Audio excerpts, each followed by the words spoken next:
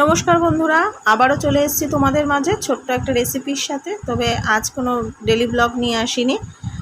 আর আজকে তোমাদের সাথে শেয়ার করব কাঁচা আমের একটি রেসিপি।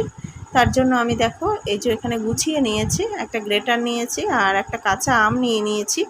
তো একটা আম দিয়ে আমি রেসিপিটা বানাবো। তোমরা তোমাদের প্রয়োজন মতো যতটা পরিমাণ দরকার ততটা তোমরা নিয়ে নেবে। তো এই আমটাকে এবারে ভালোভাবে আমি খোসাটা ছাড়িয়ে এই গ্রেটারের সাহায্যে গ্রেট করে নেব। চলো তাহলে গ্রেট করে তারপরে আবারও তোমাদের সামনে আসছি।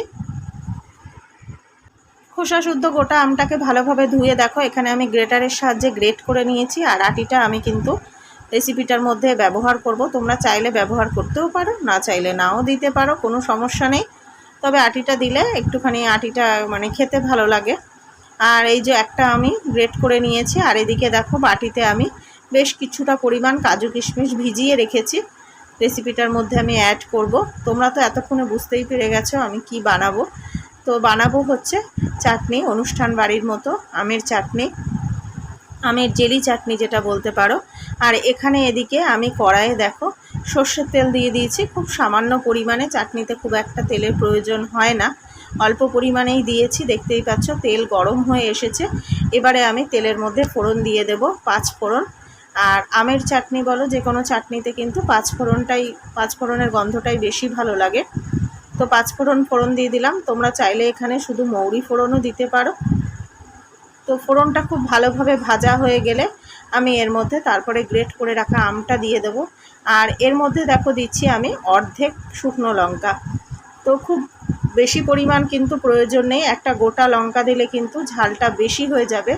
তো ওই কারণে আমি কিন্তু অর্ধেকটা পরিমাণ শুকনো লঙ্কাই এর মধ্যে দিলাম। এবারে শুকনো লঙ্কাটা ভাজা হওয়া পর্যন্ত অপেক্ষা করব, তারপরে কিন্তু এর মধ্যে আমি গ্রেট করে রাখা আমটা দিয়ে দেব।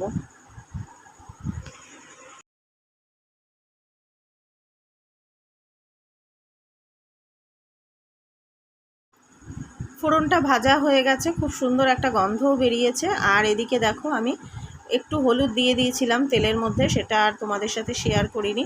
তারপরে দেখো ফার্স্টে আমি আটিটা দিয়ে দিলাম, যাতে তেলটা না ছিটকায়। আমের মধ্যে তো কিছুটা রস থাকে, তো ওটা ডাইরেক্ট দিলে একটু তেলটা ছিটকাবে, তো ওই জন্য আগে ফার্স্টে আটিটাই দিয়েছি আমি তেলের উপরে। আর দিয়ে দিচ্ছি দেখো এবারে পরিমাণ মতো লবণ। তো চাটনিতে খুব একটা লবণের প্রয়োজন হয় না, আন্দাজ মতোই দিলাম যতটা প্রয়োজন।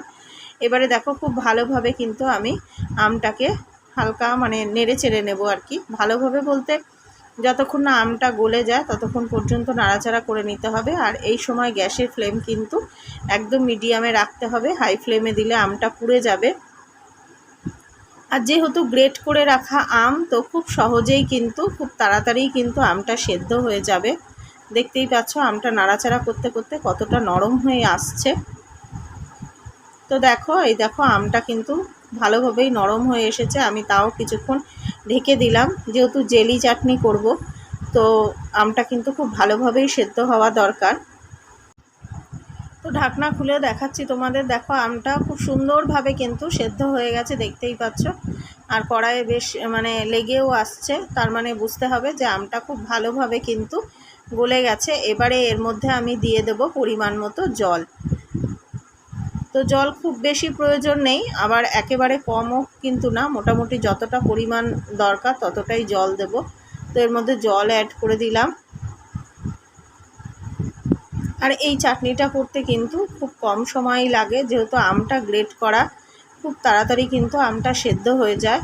দেখো তার মধ্যে আমি একটুখানি সামান্য হলুদ দিয়ে দিচ্ছি। তোমরা চাইলে হলুদটা দিতেও পারো, আবার হলুদ না দিয়েও করতে পারো। আমি সামান্য হলুদ দিচ্ছি, একটু হলুদ হলুদ হলে ভালো লাগে রঙটা। তো হলুদ দিয়েও দেখো আমি একটুখানি নাড়াচাড়া করে নেব হালকা করে, দেখতেই পাচ্ছ। আর আমটা দেখো কি সুন্দরভাবে কিন্তু গলে গেছে।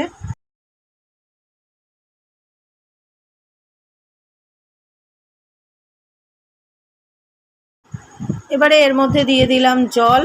আর এটা করতে খুব একটা বেশি সময় আর লাগবে না, কারণ আমটা তো সেদ্ধ হয়ে গেছে। এবারে একটু ফুটলেই কিন্তু এক একটা করে উপকরণ দিয়ে একটু নাড়াচাড়া করে ঘন হয়ে আসলেই কিন্তু নামিয়ে দিলেই চাটনিটা একদম রেডি হয়ে যাবে, অনুষ্ঠান বাড়ির মতো চাটনি। তো দেখো যতটা পরিমাণ জল দরকার দিয়ে দিলাম, আর এবারেও একটুখানি ঢেকে দেবো যতক্ষণ না ফোটে। তো দেখো চাটনিটা খুব সুন্দরভাবে ফুটে গেছে। এবারে এর মধ্যে আমি কাজু কিশমিশগুলো অ্যাড করে দেবো, ভিজিয়ে রাখা কাজু কিশমিশগুলো অ্যাড করে দিলাম।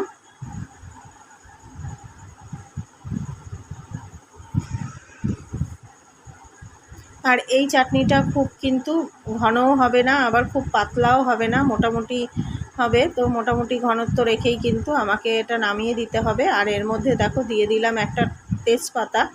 তেজপাতা দিলে গন্ধটা কিন্তু বেশ ভালো আসে।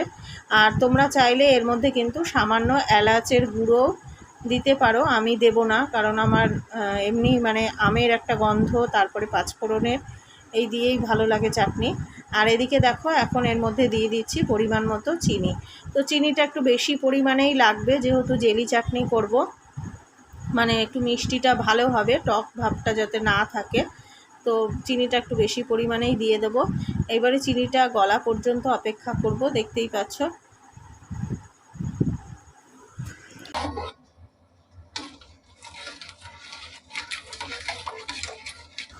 তো একদম রেডি হয়ে গেছে দেখো চাটনিটা, আর আমি নামিয়েও নিয়েছি একটা বাটির মধ্যে।